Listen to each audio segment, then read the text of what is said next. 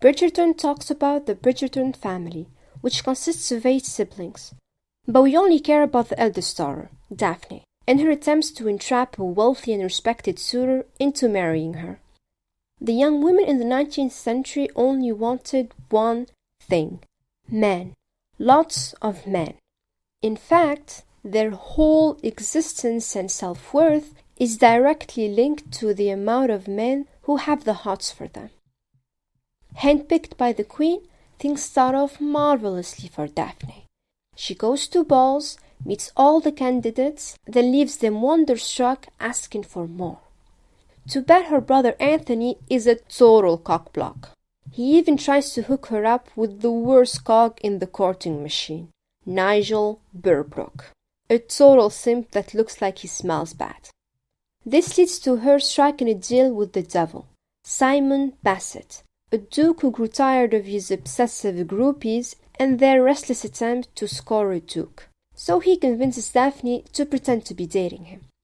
This way he gets some peace, and she gets double the attention, because apparently men are more into the women who are off the market. Needless to say, eventually both of them fall in love. The end. Well, not really. Netflix TV shows are a mess, and they have to drag the show for 7 more episodes. Where were we? Yeah. Simon and Daphne are enamored with each other, but they keep their feels under wraps. See, Simon has a big, dark secret. His dad only had him to ensure the continuation of his lineage, like dog breeds. And so he swore off marriage and children to punish him, even though the old coot's already rotten 6 feet under.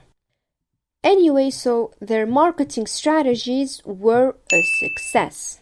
Turns out he was right. Men do like the Miss Saucy challenge, which means Daphne is a hit.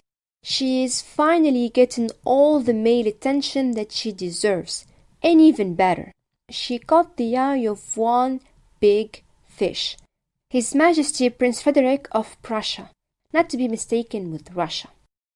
That was Simon's cue, who decides to resign his position as the crowd puller and to split, but not before having one last explosive, passionate fight with Daphne that leads to him staining her honor.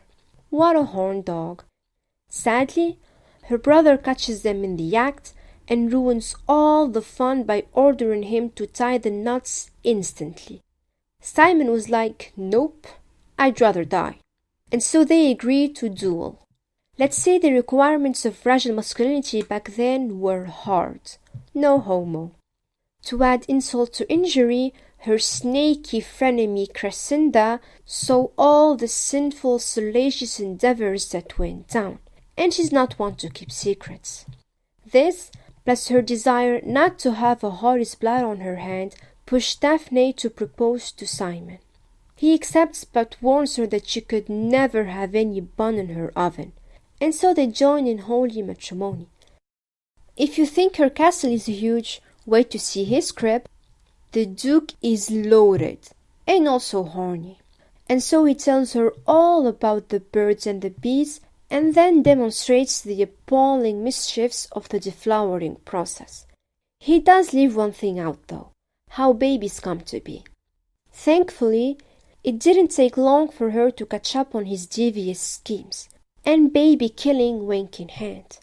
So she does what every woman would do in this situation: play the piano aggressively, chew the food loudly, and talk to him through the maids.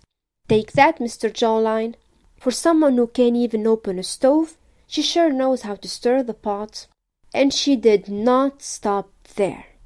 She carried it to full ebullition, because if she's boiling of anger, you can expect her vengeance to be served cold. But let's be real. Who needs heat when you can drop a bomb? And by that I mean she tricked him into leaving his specimen in her honeypot while doing the nasty. Yikes. This makes him super aggro for a day or two, but then he eventually forgives her because he's totally whipped. She then gives him a romantic, reassuring speech that fixes all his deeply rooted daddy issues immediately. They can finally have kids, and they do. They have an adorable boy that comes out of the womb perfectly clean and without an umbilical cord. Duke offsprings are something else, aren't they? The end.